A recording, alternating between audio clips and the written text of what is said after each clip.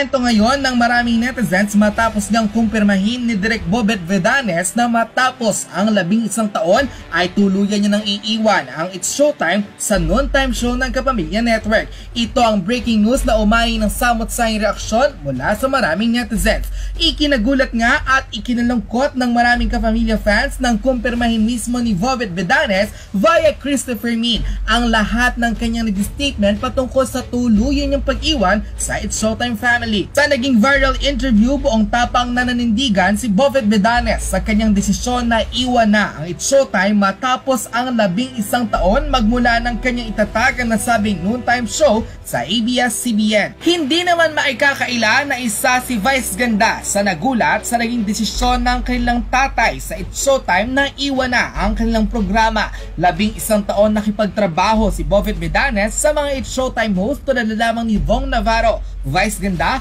Jong Hilario, Ann Curtis, Mariel Padilla, Ami Perez, Karil at marami pang iba. Tulad nga ng nasabing kasabihan, walang mananatili ni isa ni sino man. Kaya talagang kumpirmado na ang pag-alis ni Bobet Vedanes at pag-resign ito bilang direktor ng It's Showtime at ng ilang pang programa sa ABS-CBN. Sa confirmed resignation nga ni Bobet Vedanes, maraming netizens ang nagpakiwari kung ano talaga ang main reason ng pagkakaalis ni Bobet Vedanes o pagbitiw niya bilang direktor ng It's Showtime at ng ilang programa sa Kapamilya Network. Isang reliable source ang nag-send sa atin ng kanyang buong nalalaman patungkol sa totoong dahilan kung bakit nag-resign si Bobet Vedanes sa ABS-CBN at It's Showtime. Narito ang full statement ng isang netizen na umani ng samot-saing reaksyon sa social media. And the netizen posted, yes, totoo na nag-resign na siya. 100% legit ang balita. To be honest, I'm not that nagulat of his resignation.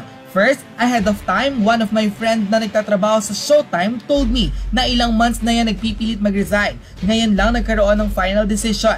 Yes, after denying their franchise, your monthly income will not be the same. And isa pa, kahit naman bumalik sila sa Free TV through A to Z, hindi na rin naman ganon ang pagtangkilik ng tao sa Showtime. It's simply because the magic of charisma faded all when Vice and other hosts throw the issues of the congressman who said no to their franchise. Pilit kasing nangangatwiran, wala naman sa lugar. Tuloy na turn off ang mga tao. Saka aminin man nila o hindi, Bobet Vedanes is Bobet Vedanes. Hindi sanay sa maliit na kitaan yan. For how many years ba naman na halos lamunin ng commercial ang airtime program nila? Ang chismis pa nga, mahina ang 10 million sa kanya. So sino naman na magtsatsaga sa Showtime na walang free time at limited ang advertisement, di ba?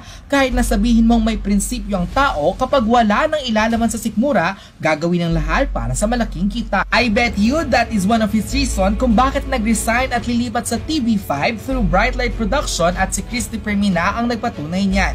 Well, nothing wrong with that, right? After all, kung nag-offer naman sa kanya, why not? Kaya lang, di ko alam kung tatawa ba ako or hindi. Kasi obviously, he is not part of It's Showtime. So, paano na lang ang program nila Vice? Palit director o lusaw? Bilis ng karma na Vice, kaya na lang sinabi mo na walang titibag sa pamilya nyo, pero mismong haligi ng tahanan mo, iniwan na kayo. No wonder, isa-isa kayong lilipat niyan. Sana lang tanggapin kayo. Pero balita ko, bawal daw ma-attitude sa TV5. So, isang malaking good luck na lang. Okay, bye.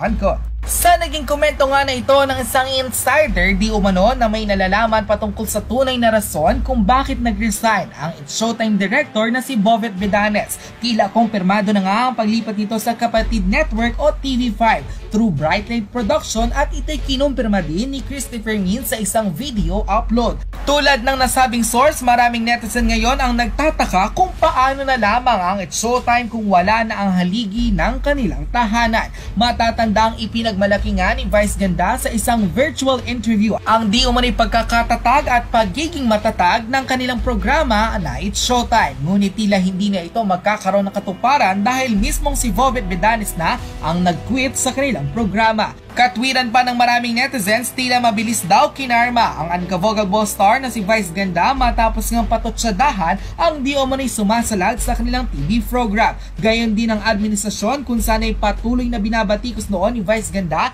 maging ang mga congressman na nag-say no sa ABS-CBN franchise. Ayon mismo sa isang reliable source, anytime today, tomorrow or by Monday ay magkakaroon na ng official statement ng ABS-CBN It's Showtime at si Direk Bobet Vedanes patungkol tungkol sa kanyang pag-resign bilang direktor ng It's Showtime at ng ilang programa sa Kapamilya Network. Ano ang iyong magiging reaksyon sa balitang ito? Just comment below.